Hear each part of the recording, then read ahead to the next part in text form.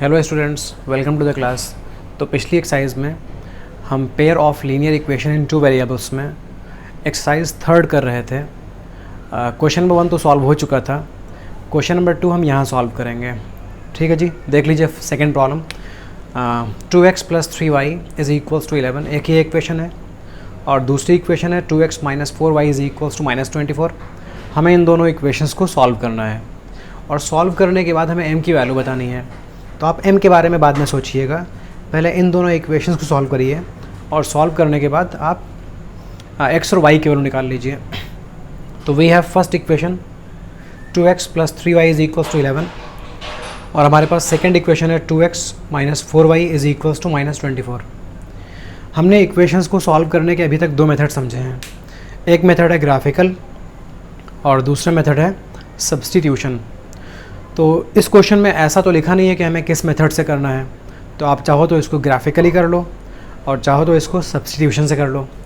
अगर graphical method करेंगे तो उसमें कॉम्प्लिकेशंस ये हैं कि हमें ग्राफ पेपर्स चाहिए होंगे, हमें सॉल्यूशन निकालने पड़ेंगे, तो ये थोड़ा हेक्टिक काम है।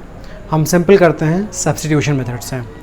अब सब्स्टिट्यूशन मेथड सॉल्व करने के लिए आप इन दो इक्वेशंस में से किसी एक इक्वेशन को सेलेक्ट कर लीजिए। फॉर इंस्टेंस हमने ये इक्वेशन सेलेक्ट कर ली। अब इस इक्वेशंस में x या y को सब्जेक्ट बना लीजिए। हमने x को बना लिया सब्जेक्ट, x की वैल्यू आ गई। अब इस वैल्यू को उठाकर आप सेकंड इक्वेशन में पुट कर दो। आप यहाँ लिख दीजिए substitute this value of x in equation number second. हम इक्वेशन सेकंड में x की इस वैल्यू को पुट कर देते हैं। तो देखिए यहाँ पर 2 लिखा है, आप 2 लिखिए, लेकिन x की जगह पर आप ये वैल्यू पुट कर दीजिए। x की वैल्यू है 11 - 3y/2। 2 और x आपस में मल्टीप्लाई हो रहे थे, इसलिए 2 और x की वैल्यू आपस में मल्टीप्लाई हो जाएंगे। -4y = -24। बाकी हम ऐसे ही कॉपी कर देंगे। आप देखिए 2 और 2 कैंसिल हो गया। जब 2 और 2 कैंसिल हो गया तो यहाँ बचा 11 - 3y, और ये है -4y = -24। अब 11 को लिखिए 11, -24 को बुला लीजिए लेफ्ट साइड में, तो ये हो जाएगा +24। -3y - 4y होता है -7y, लेकिन जब ये -7y जाएगा राइट में तो बन जाएगा +7y। 11 + 24 35 होता है। 35 को इस 7 से डिवाइड कर दीजिए तो आपको y की वैल्यू मिल जाएगी, और y की वैल्यू क्या मिलेगी? 5 मिलेगी। ओके जी, तो y की वैल्यू 5 आ गई। अब जब आपको y की वैल्यू मिल जाती है तो आप y की वैल्यू को उठाकर फर्स्ट इक्वेशन या सेकंड इक्वेशन कहीं पुट कर दीजिए, आपको x मिल जाएगा। तो y इज़ 5। हम y को सब्स्टिट्यूट कर देते हैं इक्वेशन 1 या इक्वेशन 2, जहाँ भी आप चाहें वहाँ कर सकते हैं सब्स्टिट्यूट। तो हम लिखते हैं substitute the value of y in equation number, चलिए 1 में पुट कर देते हैं। तो फर्स्ट इक्वेशन देख लीजिए 2x + 3y = 11 है, लेकिन y को हम पुट करने वाले हैं 5, बिकॉज y की वैल्यू 5 निकली है। 2 × x हो जाएगा 2x, प्लस 3 × 5 15 हो जाएगा = 11। 2x की वैल्यू हो जाएगी 11 - 15, मतलब 2x की वैल्यू हो जाएगी -4, और x की वैल्यू हो जाएगी -4/2, मतलब -2 हो जाएगी। तो x की वैल्यू -2 आ चुकी है और y की वैल्यू 5 आ गई थी। आपको x और y दोनों की वैल्यूज़ क्लियर हो गई होंगी। अब जब हमें x और y की वैल्यू मिल चुकी है तब हम पता करेंगे m की वैल्यू। x की वैल्यू -2 है और y की वैल्यू 5 है। x की वैल्यू -2 है और y की वैल्यू 5 है। अब ऐसा करिए, इन वैल्यूज़ को पुट कर दीजिए इस लास्ट वाली इक्वेशन में, और इस लास्ट वाली इक्वेशन में y को 5 पुट करने से, x को -2 पुट करने से आपको m की वैल्यू मिल जाएगी। Okay, put these values in y = mx + 3। Okay, y = mx + 3 ये इक्वेशन है। आप यहाँ x की जगह लिखने वाले हो 5, और सॉरी y की जगह लिखने वाले हो 5, और x की जगह लिखने वाले हो -2।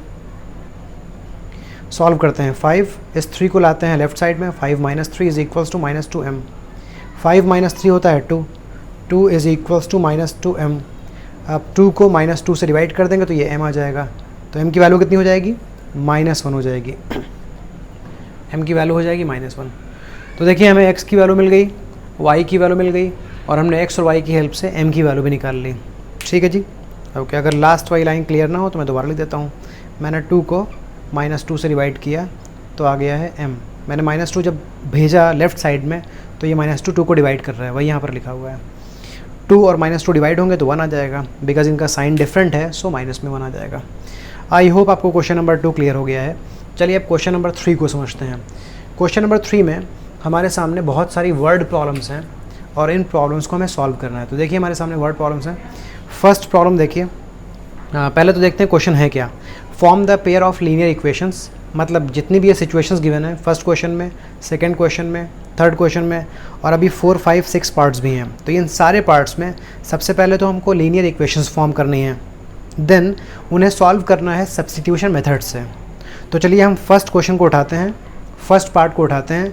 इस फर्स्ट पार्ट में पहले लीनियर इक्वेशंस बनाएंगे और लीनियर इक्वेशंस फॉर्म करने के बाद हम उसको सब्स्टिट्यूशन मेथड से सॉल्व करेंगे। स्टार्ट करते हैं first problem. The difference between 2 numbers is 26। दो नंबर्स का डिफरेंस 26 है, ठीक है जी। One number is 3 times the other, और एक नंबर दूसरे का 3 टाइम्स है। तो चलिए हम दो नंबर्स को x और y मान लेते हैं। हम बड़े नंबर को x मान लेते हैं और छोटे नंबर को y मान लेते हैं। Let the bigger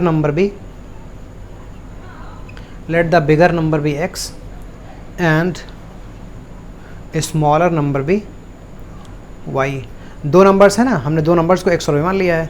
bigger number को x माना है और स्मॉलर नंबर को y मान लिया है, मतलब नंबर्स हमारे पास x और y आ गए हैं। अब देखिए क्वेश्चन में लिखा हुआ है कि difference between 2 numbers is 26। x और y का डिफरेंस 26 है। मैंने x को बिगर इसलिए माना, y को बिगर इसलिए माना बिकॉज जब डिफरेंस की बात आती है ना तो आपको बिगर को स्मॉलर से सब्ट्रैक्ट करना पड़ेगा। तो तभी से मैंने एक को बिगर एक को स्मॉलर मान लिया था। तो बिगर में से स्मॉलर को सब्ट्रैक्ट करेंगे, हमको डिफरेंस पता चल जाएगा। वो डिफरेंस 26 गिवन है, मतलब ये बन गई फर्स्ट इक्वेशन। चलिए सेकंड इक्वेशन बनाते हैं। यहाँ लिखा हुआ है and one number is 3 times the other, और एक नंबर दूसरे का 3 टाइम्स है।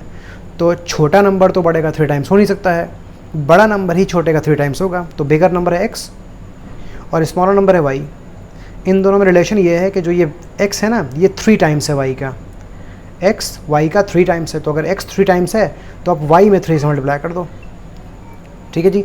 हो सकता है आप कंफ्यूज हो गए हो, सर x 3 टाइम्स है तो y में 3 से मल्टीप्लाई क्यों कर रहे हैं। तो इसके लिए हम क्या करेंगे, आप देखिए ज़रा बेटा, अगर 30 लिखा हो और 10 लिखा हो तो यहाँ बिगर कौन है, 30 बिगर है। कितना 30 बिगर है, 3 टाइम्स बिगर है 10 से। तो आप 3 से मल्टीप्लाई 30 में थोड़ी ना करोगे, आप 3 से मल्टीप्लाई 10 में करोगे, तभी तो ये दोनों आपस में इक्वल बनेंगे। ये देखिए इक्वल का साइन लगा हुआ है, और ये इक्वल का साइन बोलता है कि जितना इधर होना चाहिए उतना ही इधर होना चाहिए। क्लियर। तो आप जो ऊपर फॉर्म कर रहे थे वो इक्वेशन थी, दोनों तरफ इक्वल होना चाहिए था। बिगर तो ये है और यही 3 टाइम्स बिगर है, लेकिन आपको इधर 3 से मल्टीप्लाई करना पड़ेगा तभी ये बैलेंस हो पाएंगे। तो ये हमारी बन गई है सेकंड इक्वेशन, ठीक है जी। सेकंड इक्वेशन को आप थोड़ा सिंप्लीफाई भी कर सकते हो। आप 3y को भेज दो लेफ्ट साइड में तो ये हो जाएगा x minus 3y is equals to 0। ये बन गई second equation. Okay, now you can see हमने इक्वेशंस तो फॉर्म कर ली हैं पहले सिचुएशन में। अब ज़रा मैं क्वेश्चन को यहाँ से रिमूव करता हूँ और इक्वेशंस हमने फॉर्म कर लिए हैं। इन इक्वेशंस को बस सॉल्व करना है। x का मतलब होगा बिगर नंबर और y का मतलब होगा स्मॉलर नंबर। हम इन इक्वेशन को सॉल्व करते हैं। चलिए ऊपर कॉपी कर लेते हैं इक्वेशंस को। फर्स्ट इक्वेशन है x minus y is equals to 26 और सेकेंड इक्वेशन है x minus 3y is equals to 0। Substitution method solve करने के लिए आप पहले इनमें से किसी एक इक्वेशन को सेलेक्ट कर लो। फॉर इंस्टेंस मैं हर बार फर्स्ट इक्वेशन को सेलेक्ट कर लेता हूँ। चलिए इस बार सेकंड को सेलेक्ट कर लेते हैं। तो सेकंड में आइए, आप यहाँ x या y की वैल्यू निकाल लीजिए। देखिए x की वैल्यू निकल आई।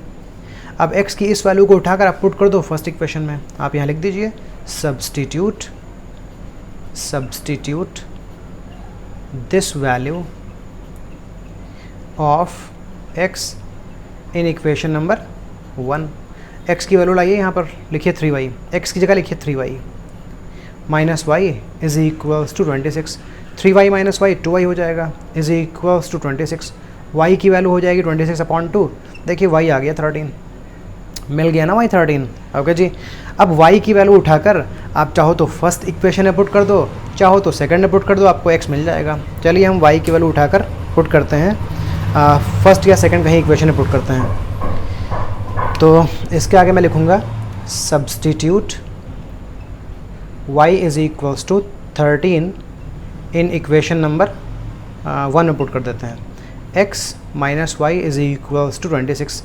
बेटा y को हमने 13 माना है तो यहाँ y को हटाइए, 13 लिखिए यहाँ पर। x की वैल्यू हो जाएगी 26 + 13, तो x की वैल्यू हो जाएगी 39। आई होप आपको क्लियर हो गया है। देखिए y की वैल्यू भी आ गई और x की वैल्यू भी आ गई। तो सबसे पहले मैं बता दूं कि हमारे आंसर्स क्या हैं। हमसे पूछा गया था, देखिए क्वेश्चन एक बार फिर देख लीजिए। हमसे पूछा गया था कि दो नंबर्स में डिफरेंस 26 है, उनमें से एक नंबर दूसरे का 3 टाइम्स है।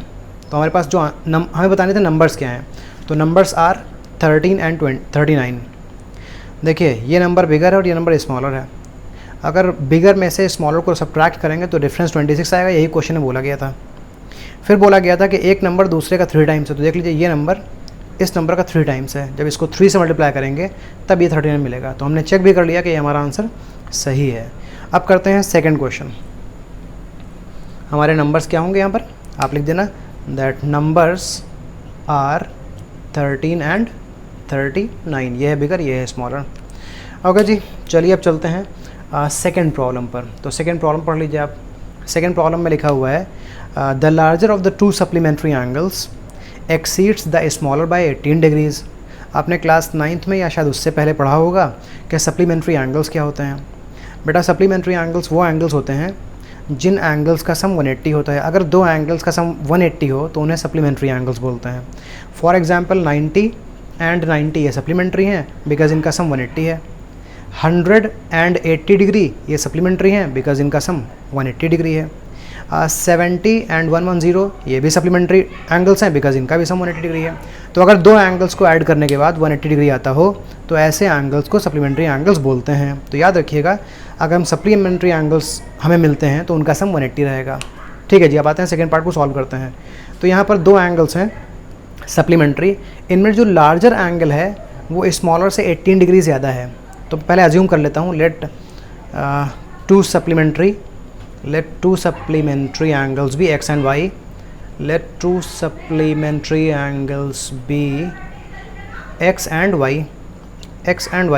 इसमें x को हम बिगर मान लेते हैं एंड y को स्मॉलर मान लेते हैं, where x is larger and y is smaller. ठीक है नहीं, मैं लार्जर और स्मॉलर इसलिए मान लेता हूँ क्योंकि जब डिफरेंस की बात आएगी तो मुझे बड़े में से छोटे को सब्ट्रैक्ट करना होता है। तो उसके लिए पता तो होना चाहिए कौन बड़ा है, उसी में से छोटे को सब्ट्रैक्ट कर देंगे। बनाते हैं equation. The larger of the 2 supplementary angles, ये है लार्जर और y है स्मॉलर। तो जो लार्जर है वो स्मॉलर से 18 डिग्री ज़्यादा है। देखिए x है लार्जर और y है स्मॉलर, इनमें रिलेशन क्या है, ये 18 ज़्यादा है, ये 18 ज़्यादा है। तो अगर ये 18 ज़्यादा है तो इधर 18 ऐड कर दीजिएगा। आप फिर कंफ्यूज हो गए होंगे, सर एक x ज़्यादा है आप y में ऐड कर देते हैं। तो एग्जांपल समझिए, देखिए ये लिखा हुआ है 38 और ये लिखा हुआ है 20। आप मुझे बताइए कौन बड़ा है, ये बड़ा है। ओके, कितना बड़ा है, ये नंबर इस नंबर से 18 बड़ा है। तो आप 18 तो इस तरफ ऐड करोगे ना जो छोटा है, तभी तो ये दोनों आपस में इक्वल बनेंगे, तभी तो दोनों तरफ 38 होगा, क्योंकि बीच में इक्वल लगा हुआ है। इसका मतलब ये इक्वेशन है, दोनों तरफ इक्वल होना चाहिए। तो याद रखिए, आप इक्वेशन फॉर्म कर रहे हैं, आपको दोनों तरफ इक्वल रखना होता है। तो x और y में x बड़ा है और कितना बड़ा है, 18 बड़ा है, लेकिन आप उस तरफ 18 ऐड करोगे ताकि दोनों इक्वल हो जाएं। तो ये बन गई हमारी फर्स्ट इक्वेशन। अगर आप इसको सिंप्लीफाई करना चाहें तो y को भेज दीजिएगा लेफ्ट साइड में, x माइनस वाई की वैल्यू 18 आ जाएगी। फिलहाल फर्स्ट इक्वेशन बन चुकी है। अब मैं बनाता हूँ सेकंड इक्वेशन। ज़रा मैं इसको यहाँ से हटा देता हूँ, फर्स्ट इक्वेशन को यहाँ कॉपी कर लेता हूँ। x minus y is equals to 18। मैंने बोला था ना, अगर y को भेज देंगे लेफ्ट साइड में तो ये ऐसी बन जाएगी इक्वेशन। ये हमारी फर्स्ट इक्वेशन है। ठीक है जी, अब बनाते हैं सेकंड इक्वेशन। देखिए क्वेश्चन में लिखा हुआ है कि ये दोनों एंगल्स कैसे हैं, सप्लीमेंट्री हैं। बेटा अगर ये एंगल सप्लीमेंट्री हैं, अगर x और y सप्लीमेंट्री हैं तो इन दोनों का सम कितना होगा, 180 होगा, क्योंकि ये एंगल सप्लीमेंट्री हैं। तो दूसरी इक्वेशन तो इससे बन गई। जब दो एंगल सप्लीमेंट्री होते हैं तो दोनों का सम 180 होता है, तो x और y का सम यहाँ पर 180 होगा। फर्स्ट इक्वेशन ये है, सेकंड इक्वेशन ये है। अब इनको सॉल्व करने के लिए सब्स्टिट्यूशन मेथड का हमें यूज़ करना है, बिकॉज क्वेश्चन में ऊपर लिखा हुआ है कि आपको सब्स्टिट्यूशन मेथड सॉल्व करना है। तो इनमें से कोई इक्वेशन सेलेक्ट कर लीजिए। एक बार फिर हम सेकंड इक्वेशन को सेलेक्ट कर लेते हैं। x की वैल्यू हो जाएगी 180 माइनस वाई यहाँ। अब इस x की वैल्यू को उठाकर पुट कर दीजिए फर्स्ट इक्वेशन में। Substitute this value of x in equation number 1। चलिए आते हैं, इसको इधर लाते हैं। x की जगह 180 माइनस वाई लिख दीजिए। Minus y is equals to 18। 180 y और y दोनों मिलकर माइनस 2y बन जाएंगे, इज इक्वल्स टू 18। इस 2y को भेज दीजिए राइट साइड में तो पॉजिटिव हो जाएगा। 18 को बुला लीजिए इधर। इन्हें सब्ट्रैक्ट करने पर आ जाएगा 162 और ये 2 इधर आकर डिवाइड कर देगा इसको, ये हो गया y की वैल्यू आ गई 81। देखिए y तो मिल गया हमें, y तो मिल गया हमें। अब अगर आप x जानना चाहते हैं तो इस y की वैल्यू को उठाकर इक्वेशन 1 या इक्वेशन 2 कहीं पुट कर दीजिए। ठीक है जी, चलिए फर्स्ट में ही पुट कर देते हैं। तो substitute y is equals to 81 in equation number 1। First equation देख लीजिए, ये लिखी थी फर्स्ट इक्वेशन। इसमें आपको y की जगह 81 रखना है, तो y को हटा दीजिए, 81 लिख दीजिए। y की वैल्यू हो जाएगी 18 प्लस 81, बिकॉज ये माइनस 81 जब गया राइट में तो प्लस बन गया, पॉजिटिव बन गया। x की वैल्यू हो गई 99, x आ गया, y आ गया, मतलब ये दोनों कॉम्प्लीमेंट्री एंगल्स हैं। अगर आप चेक करना चाहते हैं कि आंसर सच में सही है या गलत है, तो आप इन दोनों का सम पता करिए। अगर इन दोनों का सम 180 आ जाएगा तो ये आंसर सही है, बिकॉज ये कॉम्प्लीमेंट्री एंगल्स हैं और दोनों का सम 180 होना चाहिए। तो आप चेक कर लीजिए, 180 आ जाएगा। दूसरी बात, क्वेश्चन में लिखा हुआ था कि इन दोनों का डिफरेंस 18 है, तो आप देख लो अगर इसमें से इसको सब्ट्रैक्ट करोगे तो 18 ही मिलेगा। ओके जी, we have got the answer. इसके बाद हम लिख देंगे that the supplementary angles are 99 and 81। Answer में लिख देंगे हम द एंगल्स आर 81 एंड 99। ठीक है जी। अब हम क्वेश्चन नंबर 3 का थर्ड पार्ट सॉल्व करते हैं। The coach of a cricket team buys 7 bats and 6 balls for ₹3,800। Later she buys 3 bats and 5 balls for ₹1,750। Find the cost of each bat and each ball. ठीक है जी, तो ऐसा करते हैं, bat की cost को x मान लेते हैं और एक बॉल की कॉस्ट को y मान लेते हैं। Let the cost of one bat be ₹x and the cost of one ball be ₹y। ठीक है जी। ओके, देखिए उसने 7 बैट्स ख़रीदे हैं। 7 बैट्स का मतलब अगर एक बैट x का है तो 7 बैट्स 7x के होंगे। 6 बॉल्स ख़रीदी हैं उसने, अगर एक बॉल y की है तो 6 बॉल्स 6y की होंगी। इन्हें ऐड करने से टोटल कॉस्ट मिलेगी और टोटल कॉस्ट 3800 के इक्वल होगी। ये बन गई फर्स्ट इक्वेशन। फिर उसने 3 बैट्स और 5 बॉल्स ख़रीदी हैं, अगर एक बैट x का है तो 3 बैट्स 3x के होंगे। अगर एक बॉल y का है तो 5 बैट्स 5y के होंगे। इन दोनों का सम 1750 है। आई होप ये क्लियर हो गया आपको। 2 इक्वेशंस तो बन गई। अब इक्वेशंस को सॉल्व करने के लिए आपको, क्योंकि हमको सॉल्व करना है सब्स्टिट्यूशन मेथड से, सो इसमें से किसी इक्वेशन को सेलेक्ट कर लेते हैं। फॉर इंस्टेंस हमने फर्स्ट इक्वेशन सेलेक्ट कर ली, तो फर्स्ट इक्वेशन है 7x plus 6y is equals to 3800। यहाँ x या y को सब्जेक्ट बना लेते हैं। 7x is equals to 3800 minus 6y। x की वैल्यू हो जाएगी 3800 माइनस 6y अपॉन 7। अब x की इस वैल्यू को उठाकर रख देंगे सेकेंड इक्वेशन में। Substitute this value of x in equation number 2। ठीक है, अब मैं इसको सॉल्व करूँगा ऊपर, और मैं ऊपर का पार्ट ज़रा इरेज कर देता हूँ। हम इक्वेशन नंबर 2 में x की ये वैल्यू पुट करने वाले हैं, x की ये वैल्यू। तो इक्वेशन नंबर 2 क्या थी, आप वीडियो में बैक जाकर देख सकते हैं कि फ़र्स्ट इक्वेशन थी 3x plus 5y is equals to 1750। ये फर्स्ट इक्वेशन थी। हमें यहाँ x की प्लेस पर ये लिखना है, तो x को रिमूव कर दीजिए और x की जगह लिख दीजिए 3800 माइनस 6y अपॉन 7। ठीक है जी, आप सॉल्व करिए और आपको y की वैल्यू मिल जाएगी। 3 ने इसको मल्टीप्लाई किया, तो 3 जब 3800 को मल्टीप्लाई करेगा, 30 टाइम्स 0 हो जाएगा, 30 टाइम्स 0 हो जाएगा, 38 टाइम्स 24 हो जाएगा, और 339 टाइम्स 9 प्लस 2 11 हो जाएगा। 3 ने 6y को मल्टीप्लाई किया तो इतना रिजल्ट मिल गया, अपॉन 7 है प्लस 5y है इज़ इक्वल्स टू 1750। आप यहाँ एलसीएम लेकर ज़रा सिंप्लीफाई कर लेंगे, तो ये हो जाएगा 11400 minus 18y and plus 35y is equals to 1750। अब 7 इधर जाकर मल्टीप्लाई करेगा तो 7 इंटू 0 0 हो जाएगा, 7 5 टाइम्स 35, 7 7 टाइम्स 49 प्लस 3 52 एंड ये हो जाएगा 12250। इधर 11400 बचेगा, इन्हें सॉल्व करने पर 17y आ जाएगा। अब मैं इसके आगे का पोर्शन चलिए इधर सॉल्व कर लेता हूँ। ये देखिए 17y है और आप 11400 को भेज दीजिए राइट साइड में, तो ये हो जाएगा 12250। ये उधर जाकर माइनस बन जाएगा, तो minus 11400। 17y is equals to, जब इन्हें सब्ट्रैक्ट करेंगे तो 0 माइनस 0 0 बचेगा, 5 माइनस 0 5 बचेगा, 12 माइनस 4 8 बचेगा, और 11 माइनस 11 0 हो जाएगा।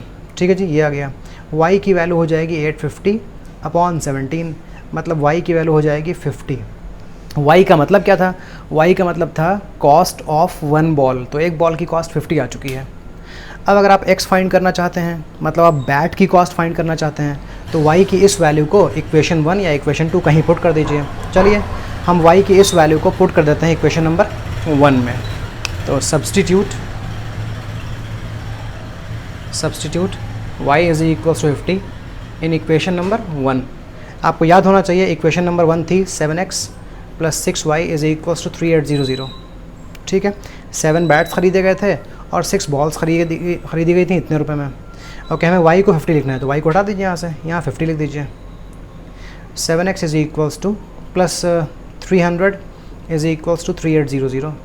7x is equals to 3800 minus 300। 7x is equals to 3500। x is equals to 3500 on 7, x हो जाएगा 500। तो x का मतलब ये आ गई कॉस्ट ऑफ वन बैट, और y का मतलब 50 कॉस्ट ऑफ वन बॉल है। तो आप इसके आगे लिख दीजिएगा कॉस्ट ऑफ वन बैट 500 है, cost of one bat is ₹500 and cost of one ball is ₹50। ठीक है जी, क्लियर हो गया आपको। अब हम सॉल्व कर लेते हैं इसी के अंदर फोर्थ पार्ट को। तो फोर्थ पार्ट देख लीजिए, हमारे सामने फोर्थ पार्ट है। The taxi charges in a city consists of a fixed charge together with the charge for the distance covered. For a distance of 10 km, the charge paid is ₹105, and for a journey of 15 km, the charge paid is ₹155. What are the fixed charges and the charge per kilometer? How much does a person have to pay for traveling a distance of 25 km? देखिए जी, पहले situation क्या है उसको समझ लीजिए। ये जो taxi है ना, इस टैक्सी में चार्ज कुछ इस तरह से बनाया गया है। एक फ़िक्स चार्ज है जो आपको पे करना ही करना है, चाहे आप 1 किलोमीटर डिस्टेंस कवर करो या हाफ कवर करो या 2 किलोमीटर्स कवर करो। ठीक है ना, यहाँ क्या है, एक फ़िक्स्ड चार्ज है, एक टैक्सी में फ़िक्स चार्ज है, और एक है charge per kilometre, charge per kilometre. ठीक है, मतलब ये ऐसी टैक्सी है कि मान लेते हैं इसमें फ़िक्स चार्ज 50 है। मैं भी अज्यूम कर रहा हूँ समझाने के लिए, अभी मैं प्रॉब्लम पर आऊँगा। तो फिक्स चार्ज को मैंने 50 मान लेते हैं, और चार्ज पर किलोमीटर सपोज 10 है। अगर इस टैक्सी से आप 5 किलोमीटर का डिस्टेंस कवर करोगे ना, अगर आप इस टैक्सी से 5 किलोमीटर का डिस्टेंस कवर करोगे, तो टैक्सी ड्राइवर आपसे बोलेगा कि हमें फ़िक्स चार्ज लाइए प्लस चार्ज पर किलोमीटर लाइए। तो फ़िक्स चार्ज के लिए आपको 50 रुपये देने पड़ेंगे। फ़िक्स चार्ज का मतलब इससे नहीं है कि आप कितना डिस्टेंस कवर करते हो, आप चाहे कम डिस्टेंस कवर करो या ज़्यादा कवर करो, ये फ़िक्स चार्ज देना पड़ेगा आपको। फिर आपको चार्ज पर किलोमीटर देना है। तो 1 किलोमीटर के 10 रुपये हैं ना, अगर 1 किलोमीटर के 10 रुपये हैं तो 5 किलोमीटर कितने हो जाएंगे, 10 × 5 50 हो जाएंगे। तो टोटल कॉस्ट क्या होगी, आपको 50 + 50 100 रुपये देने पड़ेंगे टैक्सी वाले को। समझ गए ना आप? ओके जी, कन्फ्यूज़ हो तो फिर समझिए। मान लेते हैं टैक्सी में फ़िक्स्ड चार्ज 50 है और चार्ज पर किलोमीटर 10 है, और आप इस टैक्सी से कवर करने वाले हैं 10 किलोमीटर डिस्टेंस। तो टैक्सी वाला आपसे बोलेगा कि हमें फ़िक्स चार्ज लाइए प्लस चार्ज पर किलोमीटर लाइए। फ़िक्स चार्ज में आपसे 50 रुपये मांगेगा, 50 रुपये लाइए, और चार्ज पर किलोमीटर में बोलेगा कि 1 किलोमीटर के 10 रुपये देने होते हैं। आपने 10 किलोमीटर डिस्टेंस कवर किया है तो 10 × 10 मतलब 100 रुपये लाइए। और आप टैक्सी वाले को 100 दोगे चार्ज पर किलोमीटर के लिए और 50 दोगे फ़िक्स चार्ज, तो टोटल कितना देना पड़ेगा, 150 देना पड़ेगा, 150 देना पड़ेगा। समझ गए ना? तो इस तरह से इस क्वेश्चन को सॉल्व करना है। अब मैं आता हूँ क्वेश्चन पर दोबारा, आप कॉन्सेप्ट समझ चुके हैं शायद। ओके जी, द टैक्सी चार्जेस, तो टैक्सी में एक फ़िक्स चार्ज और एक चार्ज पर किलोमीटर है। तो ऐसा करते हैं कि फ़िक्स चार्ज को x मान लेते हैं और चार्ज पर किलोमीटर को हम y मान लेते हैं। ठीक है जी, let the fixed charge be ₹x, fix charge x है, and charge per kilometer be ₹y, और 1 किलोमीटर चलने के y रुपये देने पड़ते हैं। 2 किलोमीटर के 2y होंगे, 5 किलोमीटर के 5y हो जाएंगे। आते हैं सिचुएशन, देखते हैं क्या है और उससे इक्वेशन बना लेंगे। For a journey of 10 kilometre, बेटा अगर आप 10 किलोमीटर डिस्टेंस कवर करोगे ना तो क्या देना पड़ेगा आपको, फिक्स देना पड़ेगा और चार्ज पर किलोमीटर देना पड़ेगा। तो फिक्स्ड में तो आपको x रुपये देने पड़ेंगे और चार्ज पर किलोमीटर में 1 किलोमीटर का y है तो 10 किलोमीटर्स का 10y हो जाएगा। तो आप देख लीजिए टोटल चार्ज कितना होगा, x प्लस 10y, ये भी देना पड़ेगा, ये भी देना पड़ेगा।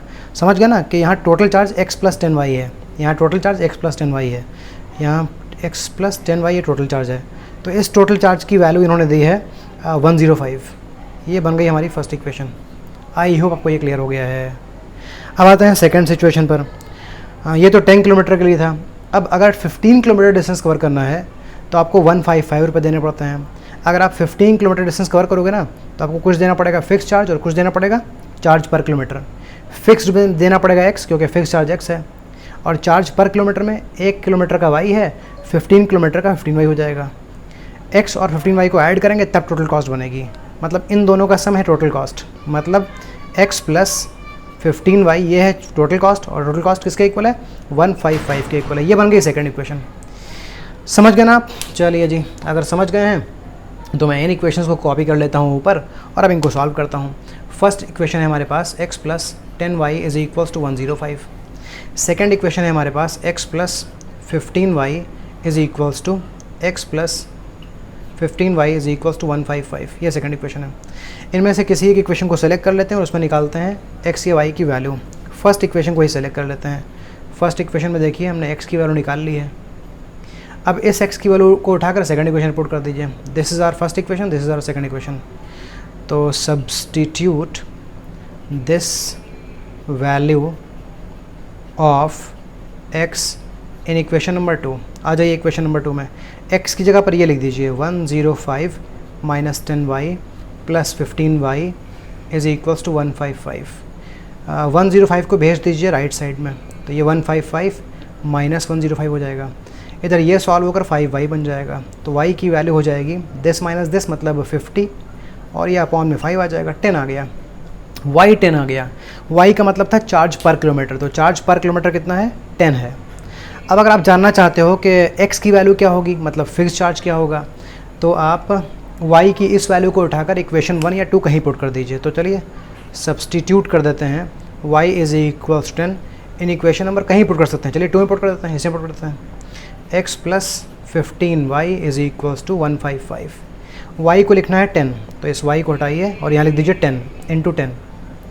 x की वैल्यू हो जाएगी 155 माइनस 150 और x की वैल्यू हो जाएगी 5, मतलब जो फिक्स्ड चार्ज है वो आ गया है 5।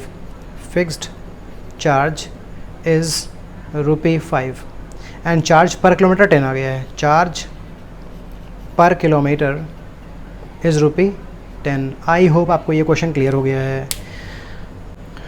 तो हम सॉल्व करते हैं फिफ्थ पार्ट।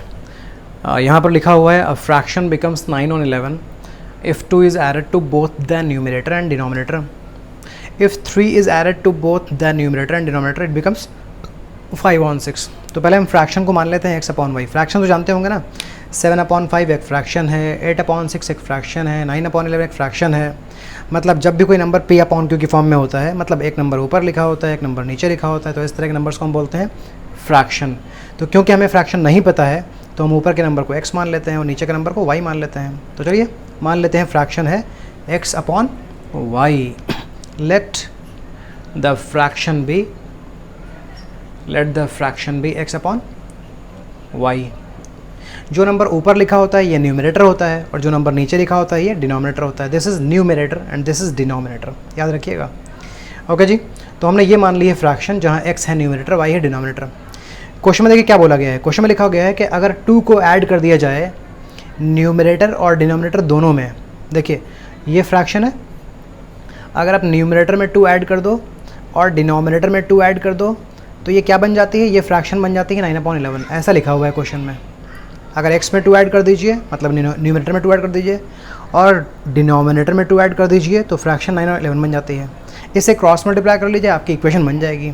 11 को मल्टीप्लाई करिए x + 2 से, तो 11 into x 11x, 11 into 2 22, 9 into y 9y, equal के बाद लिखते हैं 9y और 9 इंटू 2 18 हो गया।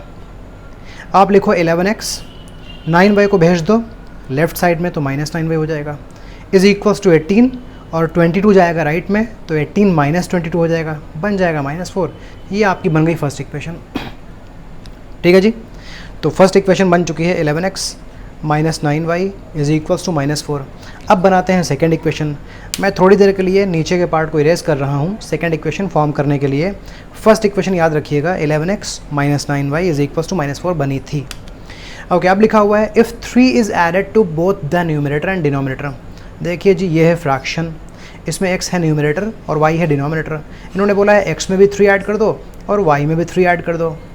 3 को न्यूमरेटर में भी ऐड कर दो, डिनोमिनेटर में भी ऐड कर दो, तो ये फ्रैक्शन क्या बन जाएगी 5/6 बन जाएगी। क्रॉस मल्टीप्लाई करो, इक्वेशन बन जाएगी। 6 को मल्टीप्लाई कर दीजिए x + 3 से तो 6x + 18 मिलेगा आपको। 5 को मल्टीप्लाई कर दीजिए y + 3 से तो 5y + 15 मिलेगा आपको। 5 ने y को मल्टीप्लाई किया, इतना आ गया। 5 ने 3 को मल्टीप्लाई किया, इतना आ गया। अब आप लिखिए 6x, 5y को इधर लाइए लेफ्ट साइड में, -5 हो जाएगा। 15 और ये 18 उधर जाकर माइनस हो जाएगा। 15 - 18 -3 होता है। ये बन गई सेकंड इक्वेशन। पहली इक्वेशन थी 11x minus 9y is equals to -4 और दूसरी इक्वेशन बनी है 6x minus 5y is equals to -3। हम दोनों इक्वेशंस को कॉपी कर लेते हैं ऊपर और फिर इनको सॉल्व करेंगे। फर्स्ट इक्वेशन है 11x minus 9y is equals to -4 और सेकेंड इक्वेशन है 6x minus 5y is equals to -3। ये है फर्स्ट इक्वेशन और ये है सेकेंड इक्वेशन। अगर आप इनको सॉल्व करके x और y की वैल्यू निकालना चाहते हो तो आप इसमें से किसी एक इक्वेशन को सेलेक्ट कर लो। हमने सेलेक्ट कर ली फर्स्ट इक्वेशन। 11x की वैल्यू हो जाएगी 9y माइनस 4। जब माइनस 9y को मैंने राइट में भेजा तो ये प्लस पॉजिटिव हो गया। अब x की वैल्यू हो जाएगी 9y माइनस 4 अपॉन 11। देखिए ये 11x को मल्टीप्लाई कर रहा है, अगर आप 11 को राइट में भेजोगे तो डिवाइड करने लगेगा। अब x की इस वैल्यू को उठाकर आप सेकेंड में पुट कर दो। Substitute this value of x in equation number 2। Equation 2 में आ जाइए और यहाँ x की जगह पर ये लिखिएगा 9y माइनस 4 अपॉन 11। तो 6 को तो 6 लिख दीजिए, x की जगह लिखिए 9y minus 4 on 11 minus 5y copy करिए इज़ इक्वल्स टू -3 लिख दीजिए। चलिए इनको सॉल्व करते हैं। यहाँ पहले तो 6 को अंदर मल्टीप्लाई कर दीजिए। 6 × 9 54, 6 × 4 24 on 11 minus 5y is equals to -3। अभी आप एलसीएम लेकर इनको सॉल्व कर लो। 54y minus 24 minus 55y is equals to -3। आप 11 को भेज दो राइट में, ये 3 को मल्टीप्लाई करेगा तो 11 × -3 -33 हो जाएगा। 54y माइनस 55y ये बन जाएंगे -y। ठीक है, ये हो जाएगा -24। तो देखिए -y की वैल्यू -y माइनस 24 की वैल्यू -33 आ चुकी है। क्लियर? ओके जी, आप देख लीजिए एक बार आपको ये सब क्लियर है कि नहीं क्लियर है। सबसे पहले आपने ये फर्स्ट इक्वेशन सेकंड इक्वेशन थी, इसमें से फर्स्ट इक्वेशन को सेलेक्ट कर लिया और x की वैल्यू निकाल ली है। इस x की वैल्यू को उठाकर आपने सेकंड इक्वेशन में पुट कर दिया है और सॉल्व करते करते आप पहुँचे हैं यहाँ पर। इसके आगे थोड़ा सॉल्व करेंगे तो हमको मिल जाएगी y की वैल्यू। मैं ये सब इरेज कर देता हूँ और फिर हम देखते हैं कि y की वैल्यू क्या आने वाली है। इसको मैं यहाँ लिखता हूँ -y minus 24 is equals to -33। ठीक है, -y की वैल्यू हो जाएगी -33 + 24, तो -y की वैल्यू हो जाएगी -9, तो y की वैल्यू हो जाएगी 9। दोनों तरफ माइनस से कैंसिल हो जाएगा तो y की वैल्यू 9 आ जाएगी। अब अगर आपको y की वैल्यू मिल चुकी है और आप x की वैल्यू पता करना चाहते हो तो आप इस y की वैल्यू को उठाकर इक्वेशन 1 या इक्वेशन 2 कहीं पुट कर दीजिए। तो चलिए substitute y is equals to 9 in equation number 1 में पुट कर देते हैं। फर्स्ट इक्वेशन तो आपको याद होगी, वो थी 11x minus 9y is equals to -4। अभी हमें y की प्लेस पर लिखना है 9, तो इस 9y को हटा दीजिए और यहाँ 9 लिख दीजिए। 11x minus 81 is equals to -4। 11x is equals to 81 -4।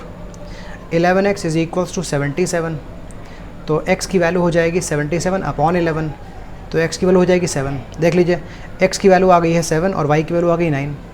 इसका मतलब फ्रैक्शन बनकर तैयार हो चुकी है। फ्रैक्शन क्या थी, x अपॉन y थी ना, तो x मिल गया 7, y मिल गया 9। इसका मतलब फ्रैक्शन है 7 अपॉन 9। इसके आगे आप लिख दीजिए फ्रैक्शन है 7/9, hence the fraction is, fraction x/y थी ना, तो x को लिख दीजिए 7 और y को लिख दीजिए 9, ठीक है, फ्रैक्शन 7/9 हो गई। अगर आप चेक करना चाहते हैं कि आंसर सही है गलत है, तो देखिए आपको बोला गया था कि अगर फ्रैक्शन में 2 ऐड कर दिया जाए ऊपर भी और नीचे भी, तो ये क्या बनेगा, 9 और 11 बनेगा। चेक कर लीजिए, 7 + 2 9 हो गया और ये 11 हो गया। ऐसे ही आप सेकंड वाले पार्ट को भी चेक कर लोगे तो सेकंड वाला पार्ट भी आपको कंफर्म हो जाएगा। तो ये हमने 5 पार्ट्स कर लिए हैं, अभी भी हमारे पास एक पार्ट है, क्योंकि आपने इतने क्वेश्चंस कर लिए हैं। सो इस लास्ट पार्ट को तो आप कर लोगे ना। वीडियो को पॉज कर लीजिए और करने की कोशिश कीजिए इसको। देखिए 5 years hence the age of Jacob will be 3 times that of his son. 5 years ago Jacob's age was 7 times that of his son. What are their present ages? पहली बात, इस क्वेश्चन में 2 लोगों की बात हो रही है, एक जैकब है और दूसरा जैकब का बेटा है, ठीक है। जैकब की एज ज़्यादा होगी और जैकब के बेटे की एज कम होगी। इतना तो आप सेंस रखते ही हैं कि बेटे की एज कम होती है और बाप की एज ज़्यादा होती है। ओके जी, तो 5 years hence, 5 years hence का मतलब होता है 5 साल बाद। पहले ऐसा करते हैं, हम जैकब और उसके बेटे की एज को कुछ मान लेते हैं, बाद में कहानी शुरू करते हैं। लेट द, जब भी एज वाले क्वेश्चन आएंगे ना, तो आप अज्यूम करने में प्रेजेंट एज अज्यूम करिएगा। Let the present age of Jacob be x years। Jacob की प्रेजेंट एज को हम मान लेते हैं x years है। And the present age of his son, उसके जो बेटे की एज है प्रेजेंट, वो मान लेते हैं कितनी है, y years है। तो जैकब की जो प्रेजेंट एज है वो x years है और उसके बेटे की प्रेजेंट एज y years है। ये है x और ये है y, ठीक है जी। ओके, अब थोड़ी सी आपकी एज की बात कर लेते हैं। सपोज़ आपकी एज अभी 15 है, प्रेजेंट एज 15 है। अगर मैं आपसे पूछूं कि आपकी एज अभी 15 है, 5 साल के बाद कितनी होगी, तो आप क्या करोगे, इसमें 5 ऐड कर दोगे और बता दोगे सर अब मेरी 5 साल के बाद एज 20 होगी। ऐसे ही तो करते हैं ना।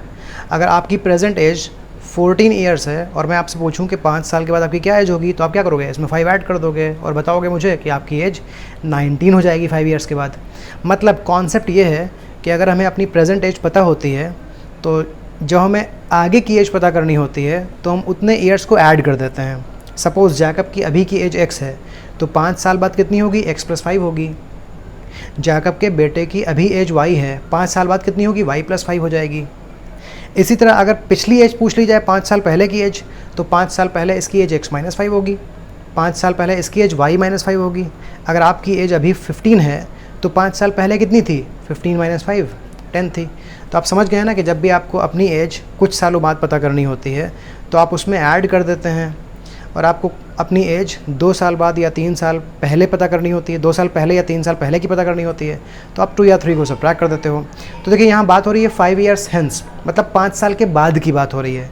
तो पहले आप 5 साल के बाद वाली एजेस पता कर लो, जैकब की भी और उसके बेटे की भी। तो यहाँ लिखिए 5 years hence, 5 years hence, 5 साल बाद।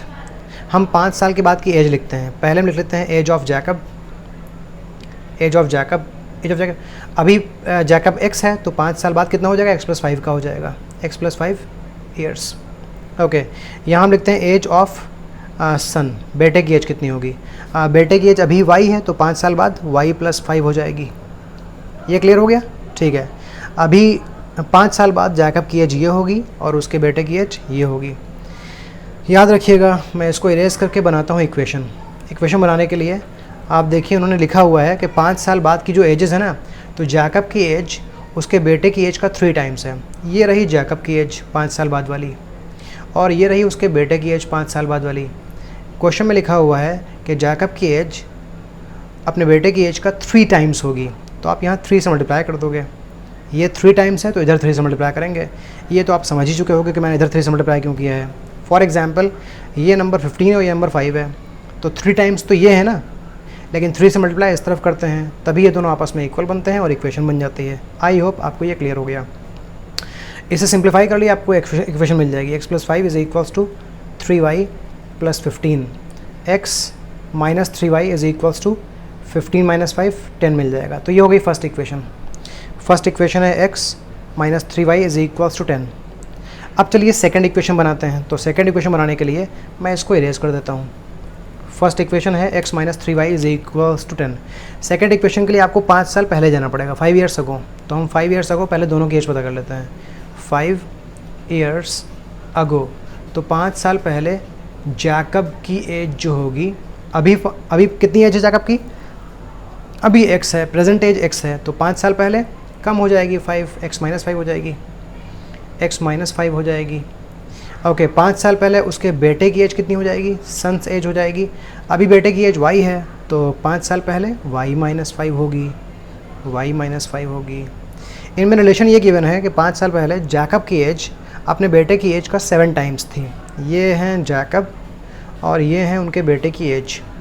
लिखा हुआ है कि इन दोनों एजेस में अगर कंपेयर करें तो ये एज 7 टाइम्स है। अगर ये 7 टाइम्स तो इधर 7 से मल्टीप्लाई कर दीजिए।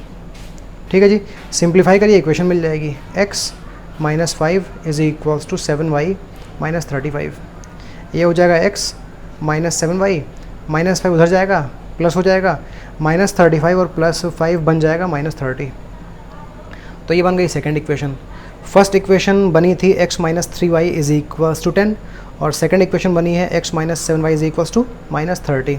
चलिए इन दोनों इक्वेशंस को सॉल्व करते हैं और पता करते हैं जैकब की प्रेजेंट एज कितनी है और उसके बेटे की प्रेजेंट एज कितनी है। ये देखिए, इक्वेशन फर्स्ट बनी थी x - 3y is equals to 10 और इक्वेशन 2 बनी थी x - 7y is equals to -30। Okay, किसी एक इक्वेशन को सेलेक्ट करते हैं और उसकी वैल्यू सब्सटीट्यूट करते हैं, बिकॉज हम सारे क्वेश्चंस को सब्सटीट्यूशन मेथड से कर रहे हैं। अभी और भी मेथड्स हैं जो आप आगे समझोगे। चलिए जी, इस वैल्यू को उठाकर रखते हैं सेकंड इक्वेशन में। Substitute x is equals to 10 + 3y in equation number 2। आइए इक्वेशन नंबर 2 में, यहाँ x की जगह पर ये लिख दीजिए 10 + 3y - 7y is equals to -30। 10 को भेज दीजिए आप, ऐसा करिए 10 को यहाँ लिखिए, -30 को इधर बुला लीजिए, तो ये हो जाएगा -30, इधर +30 बन जाएगा। 7y -7y है और ये +3y है, ये मिलकर बनेंगे -4y। लेकिन जब -4y को आप राइट में भेजोगे तो ये +4y बन जाएगा। ये हो जाएगा 40, ये 4 इधर आकर इसको डिवाइड कर देगा और y की वैल्यू मिल गई है 10। y का मतलब y सन की प्रेजेंट एज थी, मतलब सन की प्रेजेंट एज y है। उस जैकब के बेटे की प्रेजेंट एज कितनी है? 10 ईयर्स है। अगर आप जैकब की प्रेजेंट एज पता करना चाहते हो तो आप इस वैल्यू को उठाकर इक्वेशन 1 या 2 में पुट कर दो। Substitute y is equals to 10 in equation number, चलिए 2 में पुट कर देते हैं। सेकेंड इक्वेशन वो लिखी हुई है x - 7y is equals to -30। आपको y की जगह क्या लिखना है? 10 लिखना है, तो यहाँ 10 लिख दीजिए। x - 70 is equals to -30, x is equals to -30 + 70, तो x की वैल्यू हो जाएगी 40। ठीक है, x है 40 ईयर्स और y है 10 ईयर्स। इसका मतलब है जैकब की प्रेजेंट एज 40 ईयर्स है और उसके बेटे की प्रेजेंट एज 10 ईयर्स है। Clear? Present age of Jacob हमसे पूछा गया था, ये है 40 ईयर्स और present age of his son हमसे पूछा गया था, वो है 10 ईयर्स। ठीक है जी, आई होप ये पूरी एक्सरसाइज आपको क्लियर हो गई है। किसी भी डाउट के लिए आप लिंक में दिए हुए व्हाट्सएप नंबर पर मुझसे कांटेक्ट कर सकते हैं या आप कमेंट सेक्शन में मुझे बता सकते हैं और आपके डाउट्स को क्लियर कर दिया जाएगा। ठीक है जी, मिलते हैं नेक्स्ट क्लास में। Thank you.